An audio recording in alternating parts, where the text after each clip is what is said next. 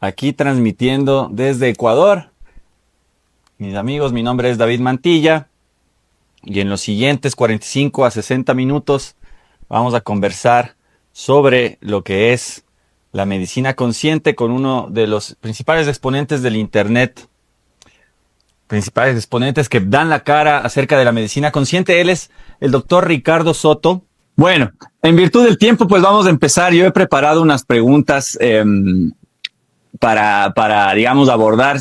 Yo le sigo, le agradezco por las palabras que da todos los días. Yo trato de escuchar todas sus conversaciones y llegué como sincronicidad cuando estaba hablando con Claudio del yoga de la risa. Y en ese episodio algo explotó en mí y yo, como soy de aprovechar la inercia, le escribí inmediatamente a Claudio y nos acompañó aquí hace unos 3 o 4 meses.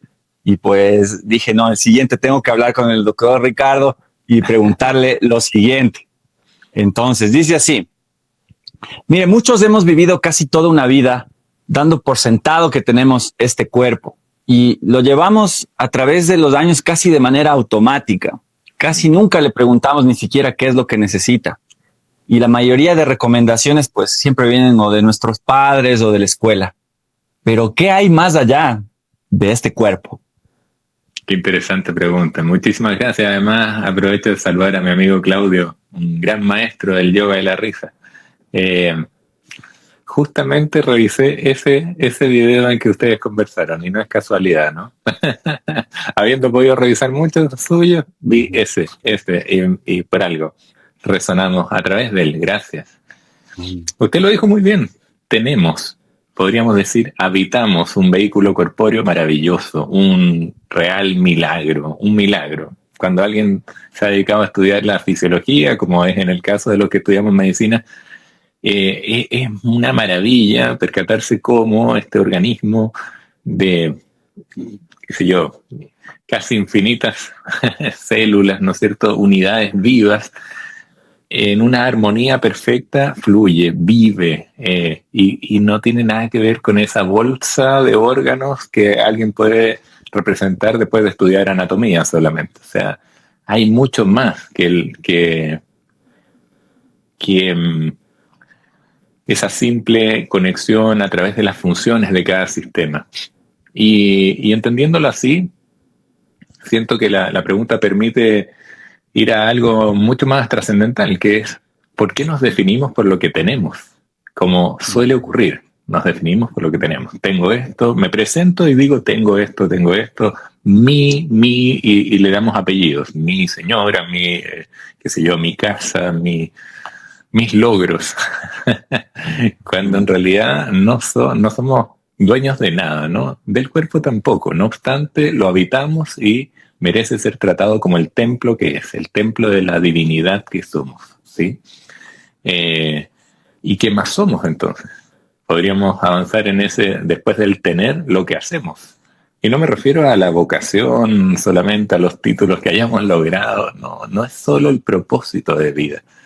Lo que hacemos tiene que ver con quizás un impulso, algo que sentimos un poquito más arriba, ¿no? De lo visceral, algo muy bello que nos llena, nos da una certeza de estar haciendo lo correcto cuando nos sentimos completos, ¿no? Cuando hacemos algo, a mí me gusta transmitirlo así, en un mundo donde no existiera el dinero, ¿qué elegiríamos hacer libremente? ¿Qué nos llena? Bueno, eso es lo que hacemos, pero somos muchísimo más de lo que tenemos y de lo que hacemos. Y ahí está el gran primer desafío de la vida, reconocernos como mucho más que lo que tenemos y que lo que hacemos. El vehículo corpóreo, reitero, es un templo que vale la pena venerar, pero no es convertirse en el cuerpo. Cuando una persona se ve, por ejemplo, por X motivo, en la necesidad de extirpar un órgano, o llevémoslo a un extremo, una amputación de un miembro, esa persona no ha dejado de ser. Por ejemplo, el pianista que por X motivo le han tenido que amputar su mano, ¿dejó de ser la gran persona que es? Por supuesto que no. El ser, mucho menos. Y ahí, bueno, eso da para hablar sobre la muerte en su real concepto y tantas otras aristas. Pero entonces, recalco, Dave, lo que somos, lo que hacemos, lo que tenemos, en ese orden, y no al revés, como muchas veces la cultura, nuestra idiosincrasia, particularmente occidental, está patas para arriba, ¿no? Así es, Primero lo Doc. que tenemos. Entonces, somos más allá de lo que hacemos y de lo que tenemos. Y yo he escuchado en varias ocasiones que hay más cuerpos que solo el físico. Y por ahí mencionan el mental, el espiritual y uno que me llama la atención que es el cuerpo emocional. Comprendo.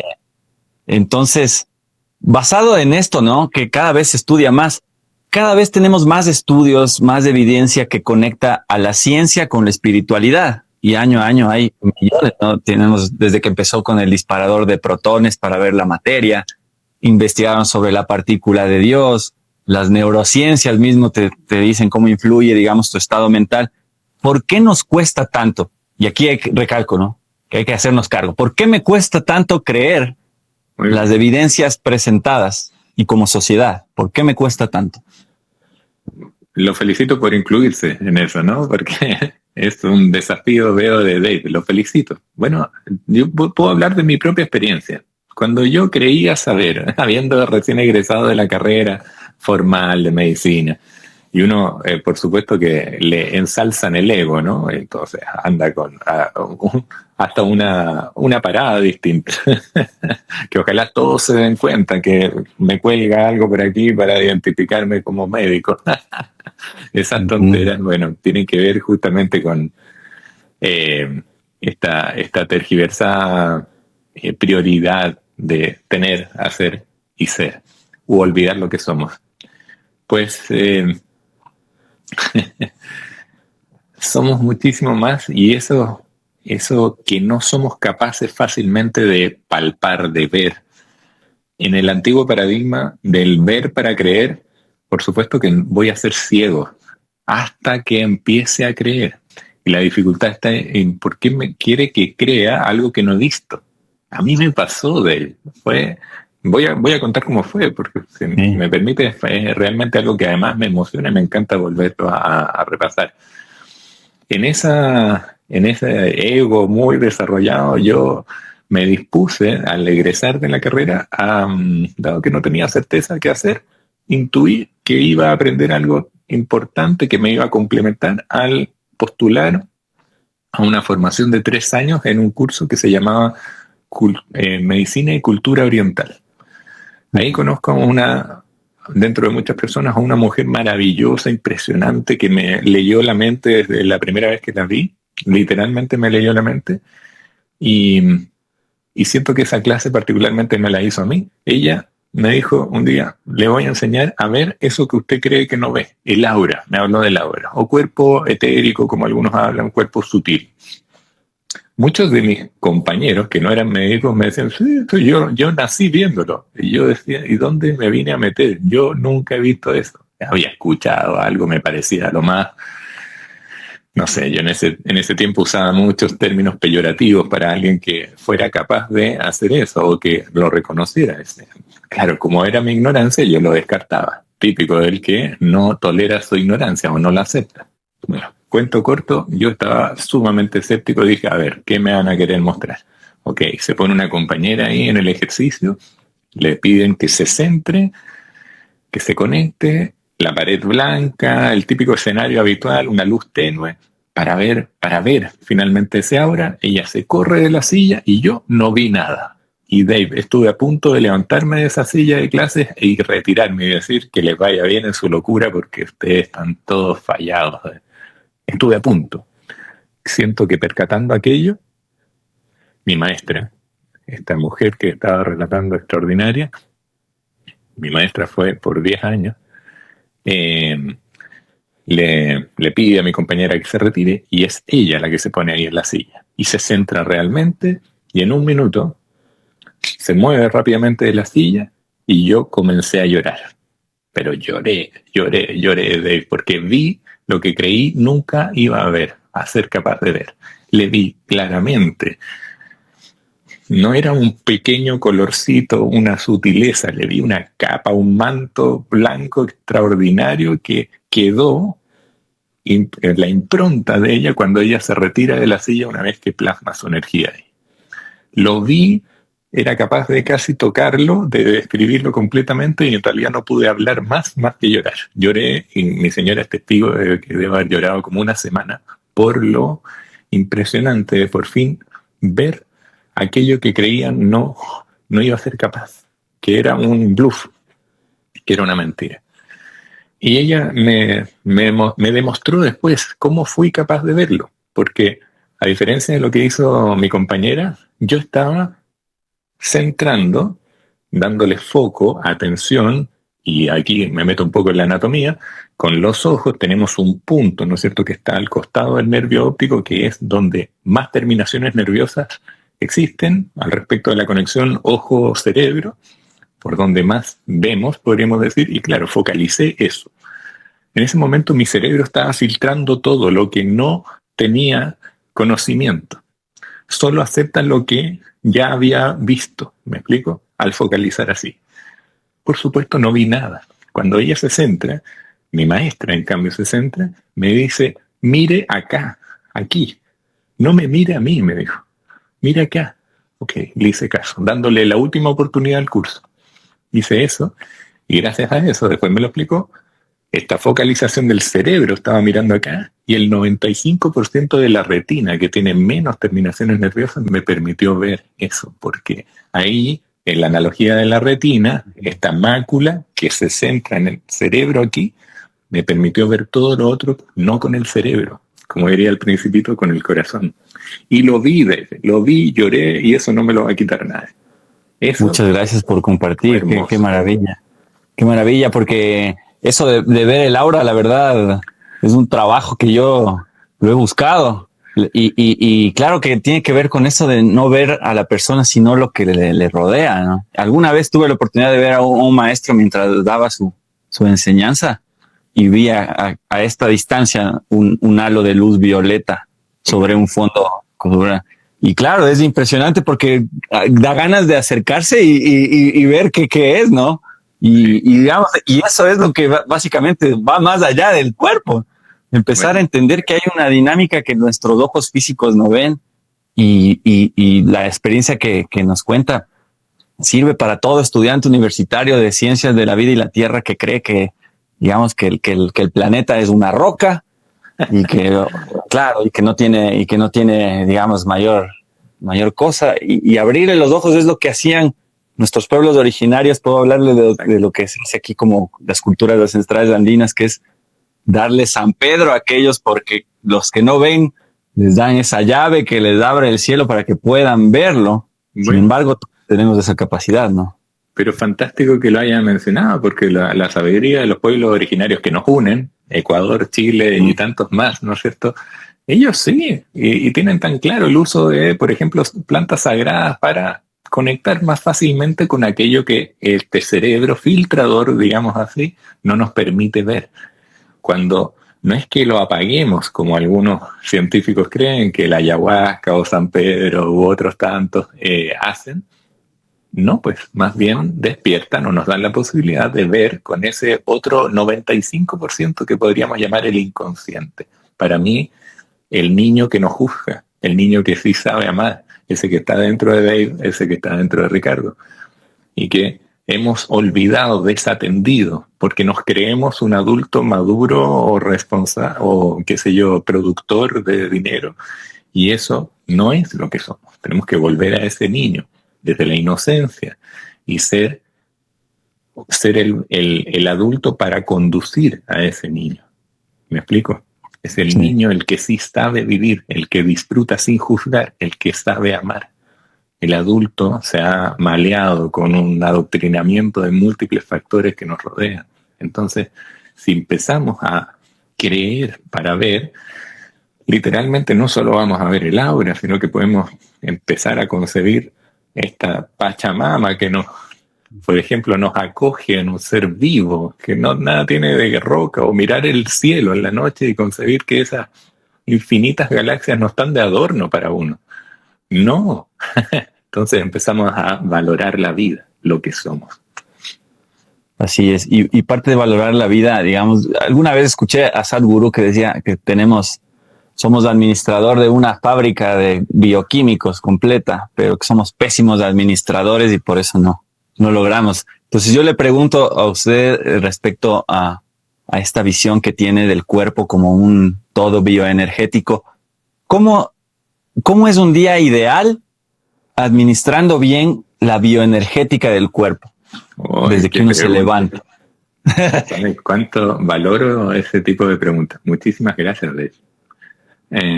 ¿Cómo sería un día ideal? Bueno, el día ideal podría ser cualquiera, ¿no? Las condiciones no son lo relevante. Me refiero a que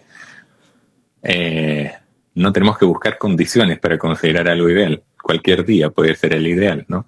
Y asumo que la pregunta va por qué acciones podríamos tener para llevar, lo voy a decir como me lo transmitió mi maestra, ser vividos por la vida y no creer bajo ningún punto de vista que estamos planeando o controlando algo. Nada. O sea, aquí hay que rendirse a un orden divino que es absolutamente perfecto y bajo nuestro libre albedrío concebir que sí, decidimos alejarnos de él. Todos lo hacemos, todos lo hemos hecho. Y entonces, ¿cómo sería un día al respecto en ese tono ideal, idóneo? Bueno, rindiéndose desde el inicio, despertando. Y fíjate cómo el día podría ser un fractal, podríamos concebirlo así, un fractal, es decir, una escala menor de la vida toda. Entonces nacemos en la mañana, morimos en la noche, vamos a llegar ahí, y si estamos naciendo en la mañana, lo primero es, gracias. Antes de cualquier todo, literalmente, la gratitud. La gratitud es el tono que me permite posteriormente una conciencia de todo lo que vaya a ocurrir y yo hacer. Está la ocurrencia, el fenómeno de la vida, lo que está ocurriendo, cambia, no sé, afuera el clima, y lo que yo decido hacer con eso, cómo respondo a eso. ¿Me explico? Pero lo primero es la gratitud, el tono que me permite subir en conciencia. Gratitud absoluta, ya lo dije, por lo que soy, hago y tengo, en ese orden, no al revés. Lo que soy, hago y tengo.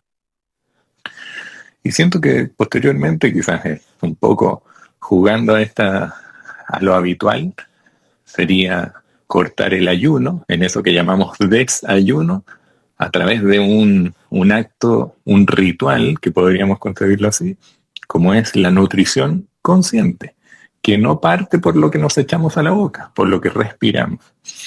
Respirar de modo consciente. Y lo primero que recibimos es ese aliento de vida cada vez que inhalamos conscientemente. Y exhalamos todo aquello que nos distrae de la hora, lo que nos saca de ese presente. Cada vez que inhalamos conscientemente estamos recibiendo ese obsequio, ese regalo que llamamos presente, que nos ofrece la vida. Ahí ya estamos pasando los primeros minutos de vida en este fractal del día, muy consciente. Luego vendrá algo para nutrirnos al cuerpo, al vehículo corpóreo, que puede ser cualquier cosa, ojo, pero ojalá alimentos de verdad, no procesados, alimentos que vienen de la tierra, que nos ofrece la madre. Es como recibir el regalo de la madre ahora, en la práctica. Un alimento orgánico, biodinámico, no lo sé, pero saberlo comer. ¿Y cómo es eso? Bueno, primero agradeciéndolo, venerándolo, permitiendo que eso no solo sea una gasolina que encienda o que permita que avance el vehículo, sino que nutra cada célula. Si yo le permito a eso que me estoy echando a la boca, sea lo que sea, porque pensemos en cualquier escenario, ¿no? De pocos recursos o muchos, lo que sea que me eche a la boca, si yo lo venero, si yo lo agradezco, me va a constituir una medicina, de verdad. Y así me puedo comer un plato fantástico, vegano, qué sé yo, en medio de una discusión y se convierte en un veneno. Nunca no reparamos en eso. El cómo, el contexto, qué energía en la cual me dispongo recibe ese nutrimento. Y bueno, después vendrá el juego. A mí me gusta entenderlo como un juego, algo lúdico, la vida, el juego de la vida. ¿Y a qué me refiero? A volver a ser el niño que somos. Un niño que puede, no sé, hacer actividad física para venerar su vehículo corpóreo, seguir respirando de modo consciente, pero además jugar, reírse, permitirse fallar, Dave, ahí recalco algo. Si somos alumnos en práctica de la vida, tenemos derecho a fallar, a cambiar de opinión, a equivocarnos, sin castigarnos. Pues si supiéramos vivir, no estaríamos viviendo. Entonces todo lo que hagamos después tiene que ser con ese amor compasivo por delante. Si salgo a trabajar, bueno, me puedo equivocar, me puedo arrepentir, tengo derecho a eso. Entonces, si vivo así el resto del día, por supuesto que me trato mejor y el entorno me responde, porque estoy siendo compasivo conmigo, que no es lo mismo que autoindulgente o el que se permite excesos. Y quizás, como para cerrar la pregunta, irse preparando, como lo hace el sol, ¿no es cierto?, como modelo armonioso, el mejor absolutamente de cómo se debe vivir es la naturaleza que somos. Mirar cómo todo se prepara para la noche. Nos disponemos a un consciente morir, dejar, que nada tiene que ver con dejar de ser, sino que es una transformación íntima. Me permito dejar de ser el que fui ese día para renacer en un nuevo, en uno más consciente. Y entonces puedo practicar la muerte, eso es factible. A mí me fascina ese tema, porque cuánto se concibe como un tabú en nuestra idiosincrasia, en nuestra cultura, hablar de la muerte, particularmente ahora con la situación pandémica o crisis planetaria. Como que es malo hablar de la muerte. Si eso es la certeza que tenemos desde que despertamos en el día, o que nacemos, que vamos a morir, y es una fuente de vida. Si vivimos en un plano dual, nuestra alma decidió venir a ganar experiencias en un plano dual, donde están los dos polos, ¿cómo voy a valorar la vida si no he enfrentado la muerte? Sino hasta cuando se nos pase por delante voy a poder valorar eso que llamo vida. Ahí hago un resumen, ¿no? Maravilloso. Muchas gracias. La verdad es que es lo que no hacemos en general. Te levantas y la rutina. Yo le comento, yo viví en Chile 5 años, en Santiago, y el ritmo de vida que se tenía era levantarse y ya estar en la calle, el metro, hasta las 11 de la noche regresar. Y ese desgaste diario, pues yo recuerdo, lo veo como un sueño, porque en verdad no era una vida vivida como se expresa, no es una vida bien, una vida que pasa a través de nosotros y se te puede ir años y años sin que tengas esa reparación de por lo menos de empezar con respirar, con gratitud. Y le agradezco por ese capítulo de un día en donde el cuerpo puede estar enfermo, puede estar pasando, pero bajo esa dinámica entiendo yo que la vida pues se expresa de mejor manera. Entonces, esto me lleva a la siguiente pregunta. Entonces, muchos sabemos de esta inteligencia y esta sabiduría que tienen las células del cuerpo, ¿no? Que hacen procesos increíbles, son muy específicas en sus acciones muchas veces y hasta son capaces de sacrificarse las células por el bien común del cuerpo. Entonces, la pregunta es, ¿se pueden programar las células del cuerpo? ¿Qué se requiere para tener hablar de uno a uno, ¿no? Porque muchos dicen comandar las células. Cuénteme qué entender al respecto de esto. Estoy fascinado con sus preguntas, de verdad. Y además, como usted es artista o comediante y tiene esa capacidad de visualizarlo en la imaginación, lo invito a que hagamos eso. ¿Cómo poder, por un minuto, ponernos en el lugar de la célula? Imaginemos de cualquier tejido, pensemos no sé, el hígado, un hepatocito o célula perteneciente a ese órgano maravilloso, gran filtro de todas las porquerías que muchas veces nos echamos a la boca, de nuestro templo, como hemos mencionado. Esto, por supuesto, se conecta con la pregunta anterior porque es parte de lo que debemos hacer, ¿no? Esa célula, que pensemos para que lo hagamos en simple, vive solo 24 horas, pues nació, miró hacia su alrededor y se dio cuenta que es parte de un sistema. Para él, podríamos decir, un símil a una sociedad. La sociedad se llama hígado, que le dice, vamos para allá, perfecto.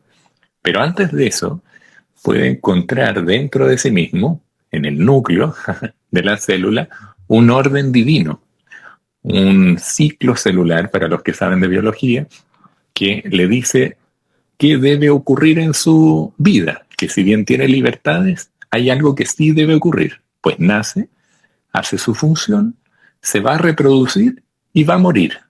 Eso lo sabe toda célula. Nace, ejecuta su función, se reproduce y muere. El muere siempre ha estado dentro del ciclo vital o ciclo celular, en este caso, en la analogía. Pues sabiendo eso, habiéndolo escuchado en su interior, en el núcleo, porque está en el ADN, mira hacia su lado, a su alrededor, perdón, y está la sociedad del hígado. Funciona maravilloso, todo bien. Pero me pongo en el siguiente escenario. Cuando quiso mirar hacia alrededor, se encontró con una sociedad contaminada, que no le permitía distinguir de a qué sociedad pertenecía. Se confunde esta célula. Y la verdad es que se amedrenta, se llena de miedo. En ese momento tiene un último recurso. Si no sabe a qué pertenece, puede volver al interior y decir, ok, sí, soy hígado. A pesar de no ver, sentirme no perteneciente, tengo una certeza interna que me lleva a cumplir mi función. Pero en un caso más extremo de ir, donde no solo no ve a su alrededor, sino que no logra hacer este gesto que estoy haciendo de la célula hacia adentro, tiene un nombre químico, se llama metilación. La autorreplicación de parte del ADN para que la célula vuelva a entender cuál es su función. Eso es hermoso, metilación. Bueno, si no logra ese proceso químico y la célula realmente se percibe en abandono absoluto, no pertenencia a una sociedad, ¿qué decide? Como es propio del miedo, no morir. La célula decide no morir y esa célula va a romper esta información elevada que debiera guiar su vida o ciclo celular, y al no morir, al no cumplir con el último tramo, se reproduce sin esperar madurez, produce un conglomerado de sí mismo, pero inmaduro. ¿Qué constituye eso? Un tumor. Estamos hablando de la génesis de cualquier tipo de cáncer. Y esto lo lleva a una escala mayor, porque como es arriba, es abajo, como es afuera, es adentro, esa célula puede ser llevada a la escala del universo para esa célula, que seríamos un organismo completo, y a su vez esa escala, la humanidad que somos. ¿Cómo se está comportando la humanidad hace centenares de años hacia el planeta? Como un cáncer. Como un cáncer. Entonces, ¿qué podemos hacer para programar esa célula? Recordarle qué es. Lo único que podemos hacer para cambiar el planeta, el universo entero, es recordarnos, reconocernos, tener certeza de que no hay otro de él, que no va a haber otro, y que usted es el único que tiene la capacidad de brindar aquello que usted viene a brindar a la vida. Y eso es totalmente contrario a olvidarse de sí mismo. Eso es lo que nos enferma. Desde la medicina consciente es ese gap, esa brecha, esa distancia de lo que realmente somos con lo que hemos adaptado al mundo, lo que justifica enfermarnos, porque la enfermedad nos viene a rescatar. En realidad nos enfermamos de olvido y la enfermedad viene a ser un maestro o maestra que nos viene a recordar lo que somos. Entonces, agradezco mucho la pregunta porque permite hacer esta analogía tan bonita. Qué lindo es el no reconocerse como parte de un todo. Eso es fabuloso de entenderlo y entonces eso me conecta, ¿no? ¿Cuáles son las emociones, las situaciones de la vida que según su trayectoria visto son las que más intoxican y enferman a la gente? Qué bien, hablar de las emociones ahora. Somos seres sintientes, hay que recordarlo. Somos seres que vinimos a experienciar la vida. A mí me gusta la analogía de que vinimos a emborracharnos del vino que alguien nos quiere contar simplemente la cepa. ¿De qué se trata? Me quiero emborrachar de ese vino, no quiero entender la cepa, quiero emborracharme. Y Albert Einstein lo dijo. Es simple, al término de emociones. O es amor o es miedo. Nada más. Amor o miedo. Si lo dijo Einstein es porque hay harto de verdad en eso. ¿A qué se refería? A una gama de un abanico, podríamos decirlo en términos más sencillos, de frecuencias vibracionales que parten de una base, llamemos así, de una neutralidad, de un cero, y que hacia arriba ascienden en, por ejemplo, lo primero es la verdad. ¿Verdad? Al expresar nuestra verdad, concebida como la coherencia entre lo que sentimos, pensamos y ejecutamos o actuamos, incluyendo lo que decimos, somos nuestra verdad, empezamos a alcanzar una paz interior, armonía, felicidad, plenitud, amor. Y hacia abajo, que todo parte en esta bisagra con la mentira, cuando no estoy actuando en coherencia con mi sentir o pensar, a propósito de lo que para muchos está ocurriendo actualmente, viene la mentira, el caos, ruido mental, rumia, violencia, bueno, hasta el miedo más profundo, esa apatía que me desconecta del mundo, de mi sentido, de mi propósito. Esta escala vibracional está estudiada, no la estoy inventando yo, es la gama de emociones. Fíjese cómo nuestra cultura carece de educación emocional. Sentimos algo y no sabemos ni siquiera nombrarlo. Es que no sé qué siento y decimos algo sin en realidad estar incluyendo todo lo que sentimos realmente. En esa carencia, desde esa ignorancia, tenemos que hacer un gran esfuerzo por romper con estereotipos, por ejemplo, los que venimos en un frasco masculino. ¿Cuánto se nos ha privado como sociedad de sentir? El hombre que llora deja de ser hombre, es débil. El hombre que se ríe demasiado es bruto, es torpe. ¿Para qué decir la mujer? Menos mal que está quedando obsoleto, ¿no? El antiguo machismo. Pero una mujer que llora no sirve para nada, todavía se aceptan conceptos como la histeria. Por eso se llama histerectomía, la extirpación del útero, porque le sacaban la histeria a la mujer. Imagínense el nivel de machismo en la medicina y así tantos otros términos. Si hemos castigado a ese nivel las emociones, nos convertimos en seres planos, apáticos, una especie de indolencia andante. Y a eso no vinimos. A eso no vinimos. Venimos a reír, a carcajadas, venimos a que nos duela la barriga de tanto que reímos, venimos a llorar como niño, con el mentón tiritón, con mocos, con todo, porque venimos a experienciar la vida. Y por eso hay que dejar de contener emociones, porque creemos que lo responsable, lo correcto es estar contenido, apretado en cuanto a emociones. Eso nos ha hecho pésimo, nos ha matado. Y eso es parte de lo que hay que cambiar. Y va desde el sistema educativo, ¿no? Como los niños no gestionan. Está llorando mucho y cállate. Se ríe mucho. Deja de llorar. Lo cambian de curso, lo cambian de aula, ¿no? Nos hacen sentir culpables de sentir. Y la culpa se castiga. Culpa, castigo. Y eso pues pasa generacionalmente, ¿no? Y es difícil. Ahora, ya entendiendo, pues recapitulando lo que hemos visto desde la célula, cómo se va replicando como un fractal y toca incluso las emociones como ese conjunto. ¿Qué hay cuando la amenaza es externa? He escuchado mucho que existe, pues, ¿no? Lo que muchos llaman parásitos a nivel energético, parásitos que se enquistan en esta aura que explicó al inicio. ¿Cómo eligen sus huéspedes? ¿Qué sabe de estos parásitos? ¿Qué tan reales son? ¿Son inventados por nosotros mismos? ¿Qué hay detrás de todo esto?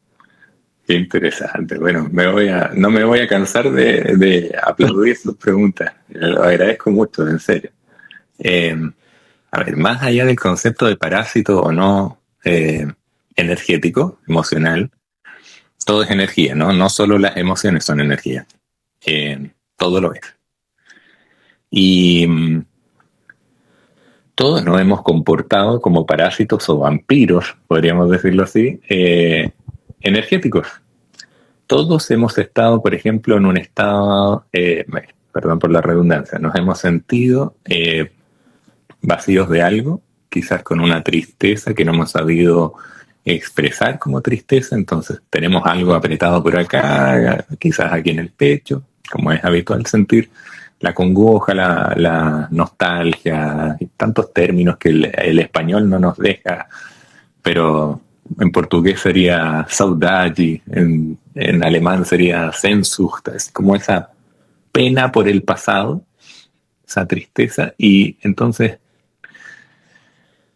de no ser liberado adecuadamente, empieza a generar un vacío. Me siento carente de algo. Voy a pedir ayuda o voy a llamar a un amigo o un familiar y quiero que esté cerca. Sin darme cuenta, sin hacerlo a propósito, si ese amigo o persona que se acerca está en mejor estado que mí, energéticamente vibra más alto, le voy a chupar todo. Voy a extraer sin darme cuenta lo que pueda. Me aprovecho de su energía e intento ilusamente llenar desde afuera algo que en realidad solo se llena desde adentro. Todos lo hacemos. Las relaciones de pareja parten habitualmente con una dependencia emocional, financiera, lo que sea. Y entonces se complementan. Se habla de media naranja con otra media naranja. Esta es la era de ser naranja completa, ya no de depender de nadie, ¿no? Somos automaestros, no hay que ni siquiera seguir a nadie. Bueno, continuando con lo de la energía, todos hemos sido parásitos o vampiros energéticos. ¿Cómo uno puede entonces protegerse? Pues vibrando alto, siendo el dador, podríamos decir, en esa misma analogía de energía y no el extractor.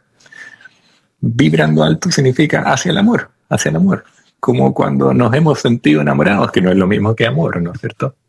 Amor me refiero por incondicionalidad, me refiero por compasión, en la práctica, la verdad por delante. Si sigo así, cualquier persona que se acerque a mí, puedo beneficiarle. Y no es por un dar, ahí hay un concepto importantísimo.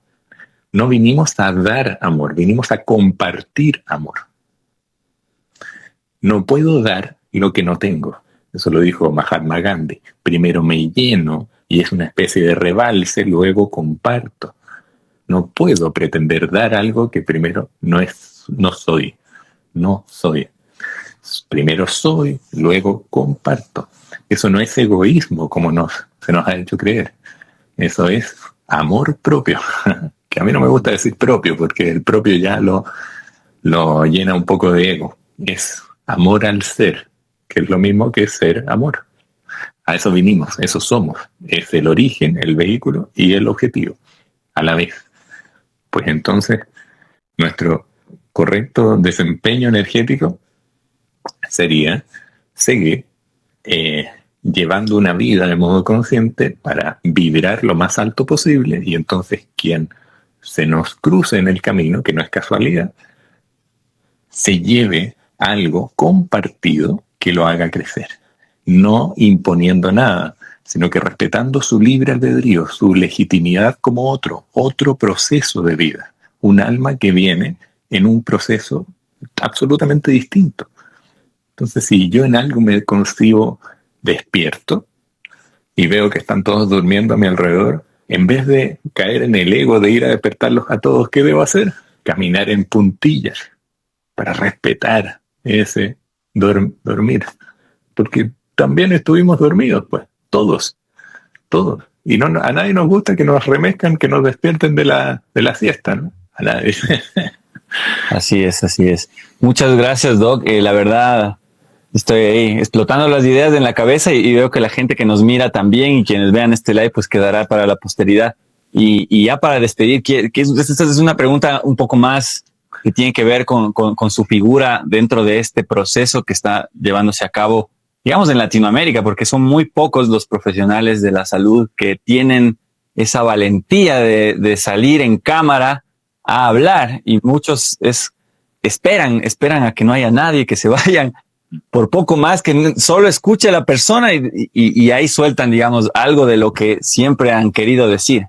Entonces, existen tantos conflictos de interés, juegos de poder en el mundo. Por más que uno tenga buenas intenciones, se expone al llevar adelante estas nuevas líneas de pensamiento, se expone. ¿Cuál sería un consejo para todos aquellos practicantes que quieran empezar a divulgar a voz viva estos temas, sabiendo que usted ha estado a nivel nacional, ha tenido, digamos, bastante ruido alrededor? ¿Cuál es su consejo para quienes quieran dar ese paso y ponerse al frente? Porque esta era exige líderes que se pongan al frente y pongan la cara, ya no solo un mensaje, sino que digan, hey, aquí estoy, esto es lo que quiero aportar. ¿Cuál sería su mensaje para estas personas? Muchas gracias por todas esas palabras incluidas en la introducción a la pregunta. Lo primero es que ya transitamos una era donde no hay gurús, no hay maestros. Los grandes avatares ya entregaron su mensaje con M mayúscula, y lo que nos convoca es ser coherentes, recoger y llevar a la carne, aplicar coherentemente esa gran sabiduría ya entregada. No hay nada nuevo bajo el sol, Dave.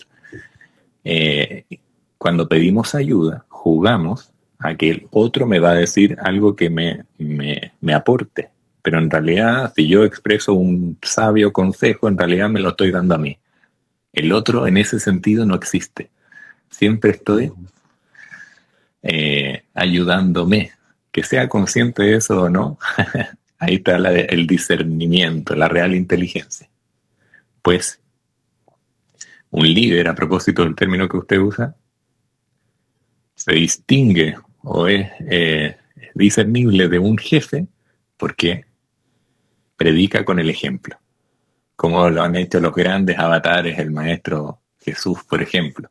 Predica con el ejemplo y eso lo eleva en vibración, y sin pasar a llevar el libre albedrío de un legítimo otro, promueve esa alza en vibración.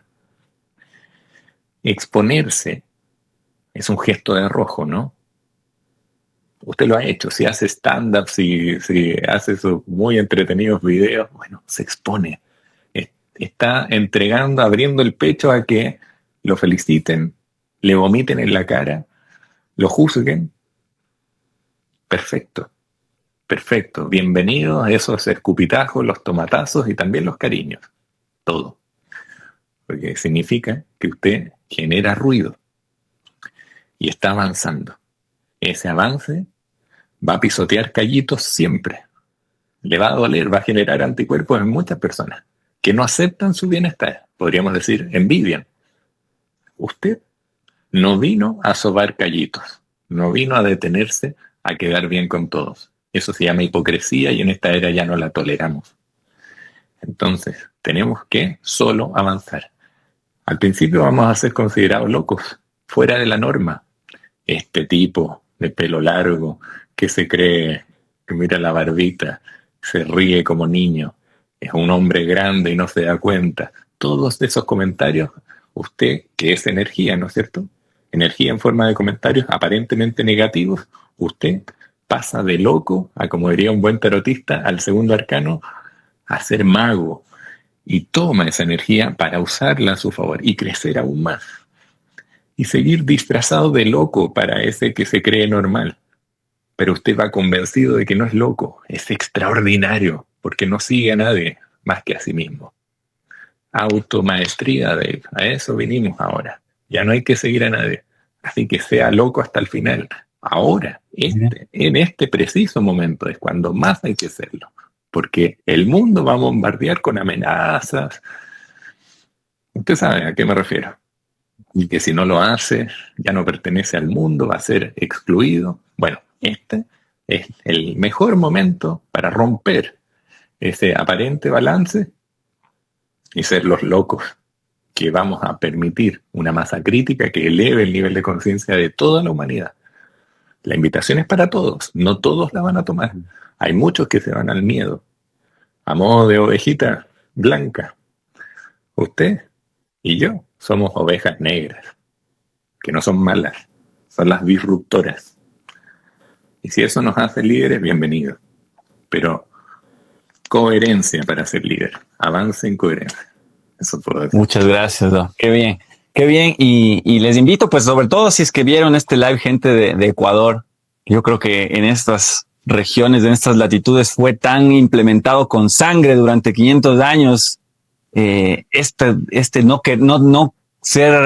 No lanzar su voz. Saber que estamos conectados ya a nivel sudamericano, que hay una gran red, que hay unas lucecitas como árboles de Navidad. Y pues que yo en lo personal, cada vez que me levanto, trato de imaginar, como usted dice, yo la imaginación la uso, cómo estoy conectado con bastantes personas que quizás no las conozco, pero deben estar en este mismo proceso. Y yo le agradezco por ser un foquito allá y tratar de conectar con la gente de acá. Y les invito a los que nos ven que sigan al doctor Soto. Va a hacer un curso, tengo entendido, de medicina consciente, donde va a explorar. Ajá. Entonces les invito, si están en Ecuador, sigan esta página del doctor Soto. Le agradezco, le reitero mis agradecimientos, y ha sido exponencial el conocimiento que nos estamos llevando. Y para la gente que vea, pues que aproveche esta claridad de ideas que no muchas personas lo tienen para explicarlas. Le agradezco, le mando un saludo fraternal desde aquí, desde Ecuador, la mitad del mundo. Y por ahí es, ¿no?, que la nueva humanidad renace en Sudamérica. Entonces, desde aquí, pues, impulsar esa llama y arriba, pues, los ovejas negras que estamos tratando de hablar lo que no van a escuchar en ningún otro lado. Muchísimas gracias, Dave, a usted. Siga gracias. Adelante. Usted tiene fuerza, mucha. Y lo que está viendo en mí es suyo. Así que vamos para adelante. Muchas gracias, doctor. Me da taquicardia cuando me dice esas cosas.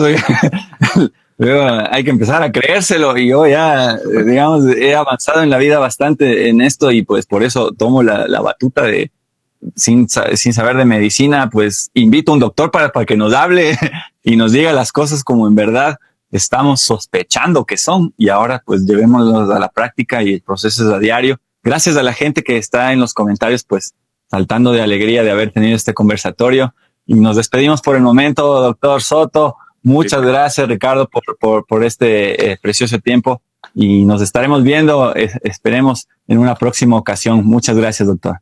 Un abrazo fuerte, apretado, previo a la pandemia. Mucho amor, Dave. Hasta pronto. Muchas gracias. Hasta luego, mi gente. Arriba la frecuencia. Eso.